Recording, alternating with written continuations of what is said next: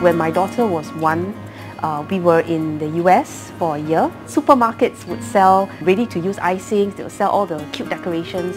So we used to get those store-bought cakes and then we'd ice it, and we just throw in all the sprinkles and all the toppers and had a really good time. But when I came back to Singapore, we couldn't find those. And it was something that we enjoyed doing, so I figured, since we couldn't find those, why don't I look around and bring them in. I would say that this is my dream job because I have my own store, I bring in the things that I like, and the most important thing is that you get to meet people who like what you like.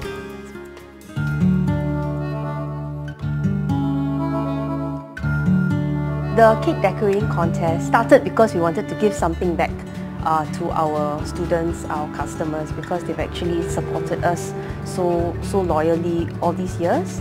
And we just wanted to give them a platform because a lot of them actually love decorating. And the reason why we thought about National Day was because being the first contest we've ever held, we wanted something to have an emotional value.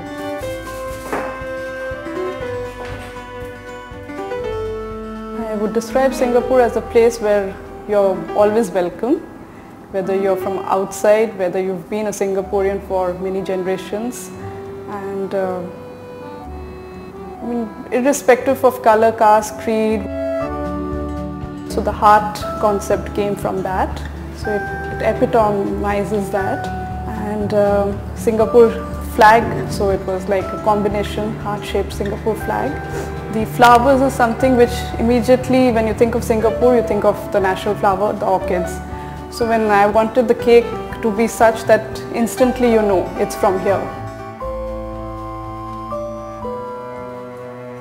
Singapore really is a place where there are many different cultures. I chose to make use of buildings and architecture to show this convergence of different styles and culture. Start at the bottom level, and I wanted to show Singapore as an island. We can see the sandy beaches, the sea, and then the next level we'll see some colonial buildings from our British heritage, and then we go to the next level and we see our modern skyscrapers. They're all reaching to the sky. It's kind of symbolic as to what Singapore is trying to achieve.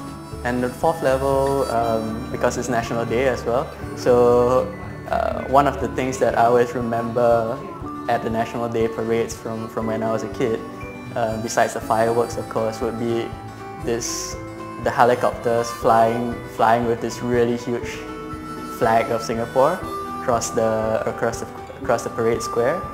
And yeah, so I included that as well because it's one of my childhood memories of National Day.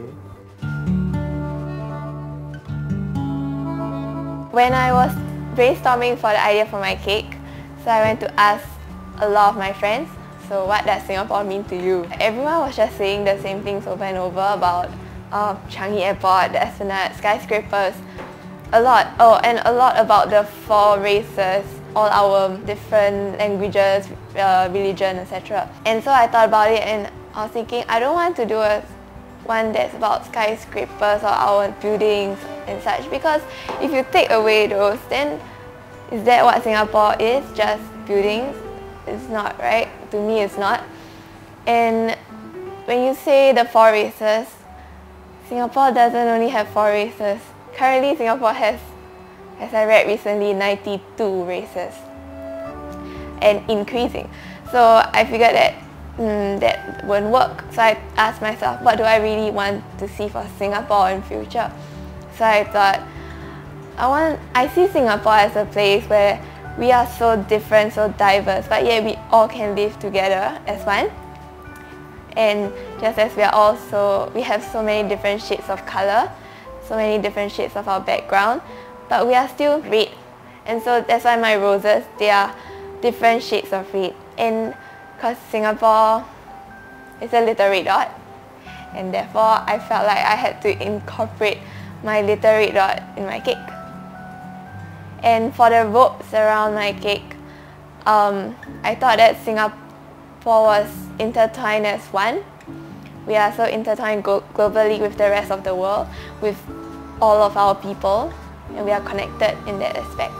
I didn't realize how much I felt for my country before this competition. And so as I was thinking about my idea, I thought that I was really a Singaporean inside and outside.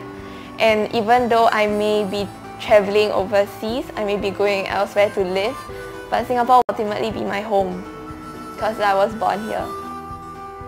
When I talk about, to my mom, oh, I'm flying back at this particular time, automatically I'll say I'm coming back home. So it started as a slip on the tongue, but when you think about it, it's true. Actually, that's how I feel. I feel that Singapore is my home. My daughter looks forward to coming home as well. I think food is a great way of enticing her back home because she can't get her cheese prata and all the other dishes like ipoh hor fun and all that, chicken noodles.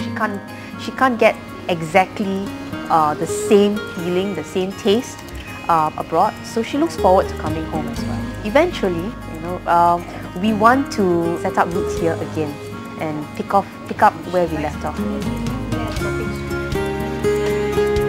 And of course, being a good cook herself, she gets very critical about the dishes. So she'll say, this is not sour enough, they should have put more of this and all that. But she enjoys it, and that is another way of enjoying it, enjoying our time together. Oh, red and round. This is not actually round.